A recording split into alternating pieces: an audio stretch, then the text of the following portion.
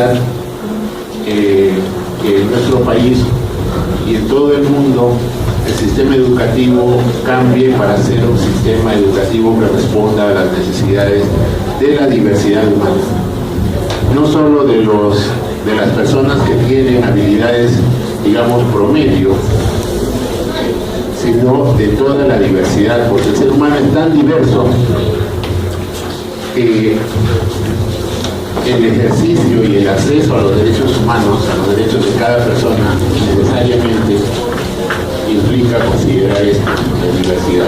Vamos a iniciar entonces con el tema de educación inclusiva, que en nuestro concepto implica la atención a los derechos de la diversidad humana y específicamente, en este caso, al derecho de la educación de toda la diversidad humana.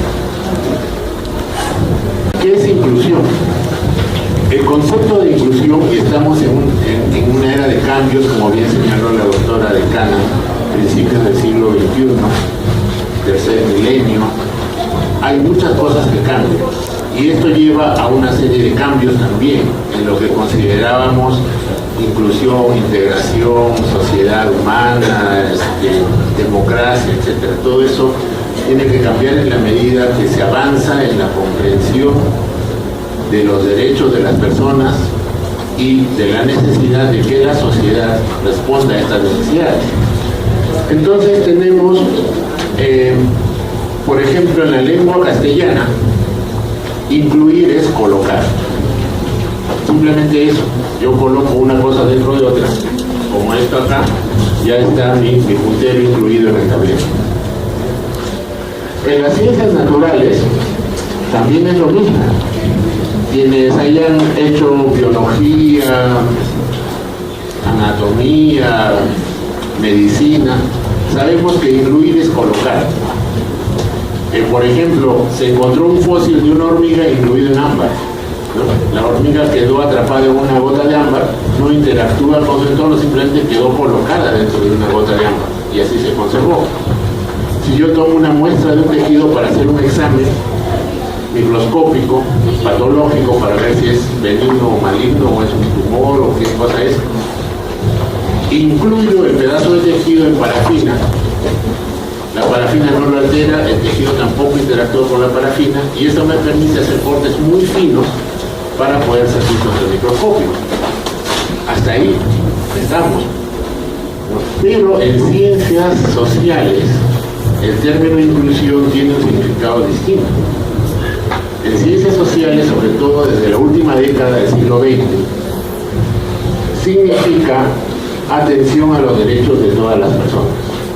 Eso significa inclusión, ciencias sociales. Entonces hablamos de inclusión social, hablamos de un Estado inclusivo, una sociedad inclusiva. ¿Qué es un Estado inclusivo?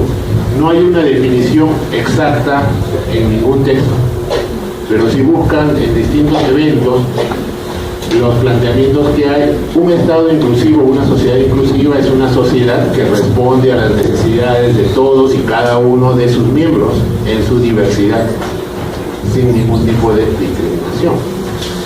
Entonces es un significado nuevo del término inclusión, y está vinculado ¿a qué? A derechos humanos. Es el paradigma, digamos, que se fortalece en el tercer milenio, ¿no? Y esto inclusive nos lleva a pensar en educación inclusiva, que es la atención al derecho de la educación de toda la diversidad humana, y hasta un nuevo concepto de democracia. Porque empezamos a pensar, si una sociedad, si un Estado no responde a las necesidades de todos y cada uno de sus miembros, podemos hablar de democracia. Entonces, dentro de esto, en el ámbito de trabajo por los derechos de las personas con discapacidad, se entra más o menos a partir del 2011-2012 a concebir o a proponer un modelo de derechos humanos, un enfoque, un modelo de derechos humanos de la discapacidad. Y uno de los primeros documentos que recoge esto, además de las declaraciones de las Naciones Unidas de la Organización Mundial de la Salud, es la rehabilitación basada en comunidad. Entonces, en las guías de rehabilitación basada en comunidad, publicadas en 2012 y presentadas en Medellín, Colombia, en 2013, se plantea que a partir de la Convención sobre los Derechos de las Personas con Discapacidad entramos a un nuevo modelo o enfoque de derechos humanos de la discapacidad. Estamos viendo el tema de la discapacidad, pero lo estamos tratando de entender como parte de la diversidad humana. Y decimos que es lo normal.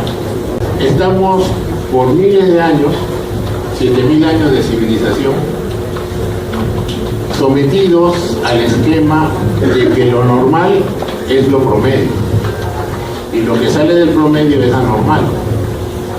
Pero la realidad de la humanidad es que lo normal es que todo sea diverso. Tenemos que lo normal en realidad es una infinita diversidad. Tan normal es una persona que tenga habilidades promedios como una que tenga deficiencias o discapacidad en algunas habilidades, como una que tenga muy altas habilidades en determinadas áreas. Porque todo eso sucede todos los días, en toda la humanidad, en todos los contextos, y es inevitable, ¿sí? Tenemos cromosomas, estos cromosomas nos dan millones de combinaciones posibles, y esas combinaciones nos van a dar una población distribuida de lo que se llama en estadística la manera normal, ¿no? Una gran mayoría que están en torno a un promedio en capacidades o habilidades, un 2 a 3% que va a tener algunas deficiencias o discapacidades y otro 2 a 3% que está en el otro extremo. Esto es lo natural, esto es lo normal, que haya todo esto. Y esto ocurre en todas las sociedades, en todas las condiciones, en todos los grupos sociales. Por eso no nos llama la atención que en un barrio muy pobre de Lima salgan campeones de ajedrez, campeones de matemáticas que representan al país a nivel mundial. Y que también en los sectores más ricos, de las ciudades más ricas, tengamos un buen porcentaje de niños o de personas que nacen con alguna deficiencia o discapacidad. Eso es lo normal. Ahora, si a eso le agregamos malnutrición, anemia, etcétera, nuestra curvita se va un poco hacia el lado de la deficiencia. Entonces tenemos una inmensa diversidad. Y la educación inclusiva, ¿qué significa? Es una educación de calidad para toda la diversidad humana.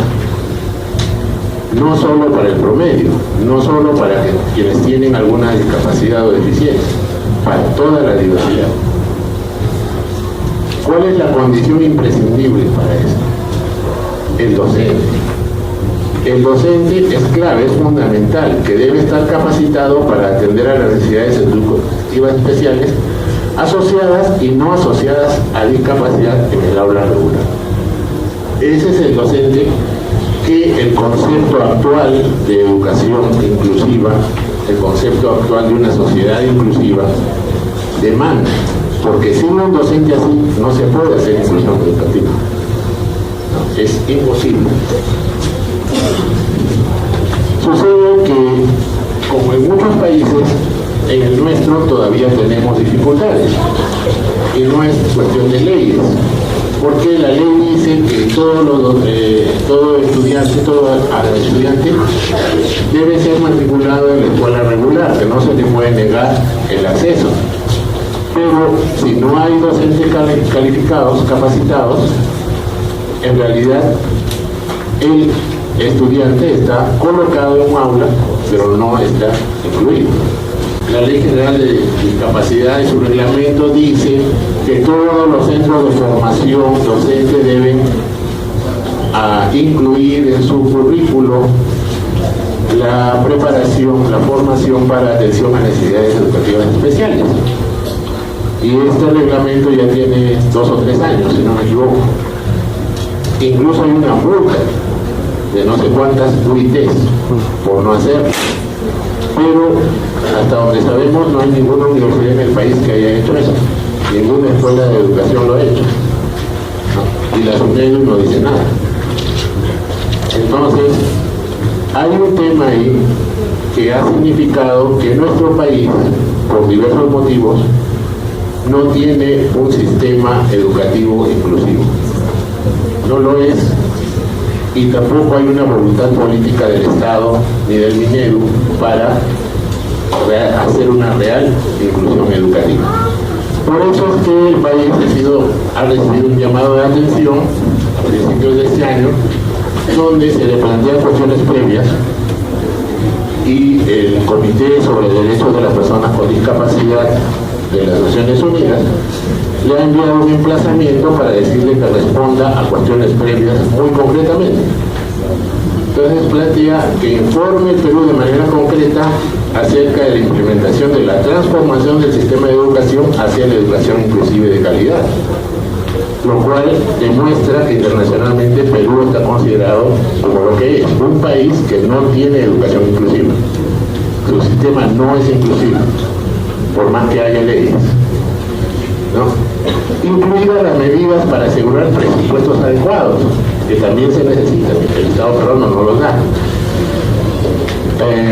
El acceso a las personas, la reforma del pensum de estudio, es decir, la reforma del currículo de estudios y la capacitación continua del personal docente. Esto también tiene que responder Perú porque hasta ahora no lo hace. En fin, ya hay varias cosas más. Esa es la situación. Bien, decíamos, ¿qué es clave? ¿Qué es importante? Es el docente, es el profesor. Si queremos educación inclusiva, tenemos que tener un profesor capacitado, preparado para resolver los problemas, los retos pedagógicos que implica la educación inclusiva, que es la educación de todos en el aula regular, salvo aquellos casos de estudiantes que tengan limitaciones que sean demasiado severas y no les permitan. Para eso, ¿qué necesitamos? Necesitamos una política nacional. Pero si no hay política nacional, estamos a la espera de qué sucede, quién toma la iniciativa, quién hace o no hace y si se dan las condiciones. Afortunadamente tenemos esta opción en Cusco y la aceptación hasta este momento de la universidad, acá de la doctora, la decana, para poder tocar este tema. Porque alguien tiene que tomar la iniciativa y no vamos a estar esperando hasta que el Estado o el Ministerio decidan poner las cosas en orden. Entonces, ¿qué es una política? Una política nacional, digamos, una política de Estado. Es una especie de plan, algo que establece los lineamientos para el logro de un objetivo. ¿Qué queremos lograr? Que el Perú tenga educación inclusiva, entonces tenemos que trazarnos cómo hacerlo, qué pasos tomar, cómo se hará, y luego habrá que ver, porque la propuesta la puede hacer la sociedad civil y luego estarán los técnicos que se encargarán del diseño del plan y de las etapas y de los presupuestos. Pero hay que ver que una política nacional nos establece como objetivo nacional que la educación en Perú sea inclusiva. Ese objetivo no está establecido. Es una política específica y particulariza objetivos nacionales, objetivos concretos. Como ejemplo, que hay una política nacional que está en el plan bicentenario, el plan de Perú hasta el 2021. Ahí dice que política nacional es la enseñanza del inglés. Y para eso se ha implementado, y sabemos que en Chumbivir, en Espinar, en todas partes, hay aulas para enseñanza del inglés, exclusivamente para la enseñanza del inglés, con computadoras, con software, que los docentes reciben capacitación, que los directores han recibido capacitación. ¿Por qué? Porque es una política nacional que para el 2021 todos los estudiantes de secundaria aprendan inglés. Pero no hay una política así, en el caso de educación inclusiva. Aquí hay el derecho a la educación, que viene de la Declaración de los Derechos Humanos. En 1986 se declaró las Naciones Unidas el derecho al desarrollo como un derecho humano inalienable, y eso abre muchas puertas más. La Convención sobre los Derechos de las Personas con Discapacidad, y en el Perú la Ley General de las Personas con Discapacidad y su reglamento, que ya debería estar aplicando y no lo está totalmente. Entonces nos encontramos en un caso, puede ser muy crudo, muy duro, pero es nuestra realidad, y es como Perú es visto desde fuera por los organismos de derechos humanos. En Perú no hay educación inclusiva, ya el documento de las Naciones Unidas está llamando la atención y diciendo que responda concretamente cómo va a ser, qué está haciendo para transformar el sistema educativo hacia un sistema inclusivo. Y hay una verdad. ¿Y esto por qué es importante? Decimos, cuando hablamos del tema de discapacidad dentro de un enfoque o modelo de derechos humanos, estamos considerando que las personas con discapacidad no son un grupo aparte, no son un grupo de seres de otro tipo, sino que son parte de la inmensa diversidad humana, con los mismos derechos que todos. Tiene también otro componente, que los derechos humanos no son negociables. Así que si hablamos de ajustes razonables en función de los intereses de una empresa que da trabajo, tenemos que pensar que los ajustes, viendo desde el punto de vista de derechos humanos, no son razonables, son necesarios. Y los derechos humanos no son negociables. Entonces, o un país como Perú cumple con los derechos humanos o los niega. Y en el caso de educación, lamentablemente nuestro país sigue negando derechos humanos. Y es uno de los tantos derechos que se niegan en nuestro país todos los días, y es como que estamos acostumbrados. Acabando y reiterando, ¿no? Los alumnos con discapacidad y los alumnos con altas habilidades, superdotación, tienen necesidades educativas especiales. También están los alumnos que tienen otros problemas, que pueden ser por violencia intrafamiliar, por una serie de situaciones, ¿no? La malnutrición crónica, un contexto desfavorable, situaciones de riesgo. Todo esto debe ser satisfechas dentro de la educación regular y no en centros excluyentes centrados en particularidades. Pero para esto se necesita una política nacional que guíe la reestructuración del sistema educativo para poder implementar la educación inclusiva. Esta es nuestra realidad y esta es la reflexión que tenemos y destacamos la acogida que nos dan para poder estar en este lugar. Esto implica el llegar a la educación inclusiva, no solo implica la reforma, la reestructuración del currículo de la carrera de educación, implica también sistemas de apoyo permanente, implica que haya una toma de conciencia real de la situación que tenemos. Y en cuanto a la capacitación, es muy importante, y yo sé que acá hay muchas personas, muchos profesionales de educación que han hecho esfuerzos increíbles personales para aprender, para capacitarse, que han tenido muchos logros, que se han autocapacitado, que han buscado y que han logrado muchas cosas, y ahora nos van a exponer una serie de experiencias, van a compartir con nosotros cosas muy valiosas, de una experiencia muy rica. Pero crear un sistema educativo no depende de las iniciativas personales, depende de que se organice un sistema que permita una capacitación sistemática, permanente y de calidad y masiva para los miles de educadores que hay en nuestro país. Y un primer paso necesariamente lo da la universidad, y felicitamos a la Universidad San Antonio de Cusco por la posibilidad de participar en esto. Gracias.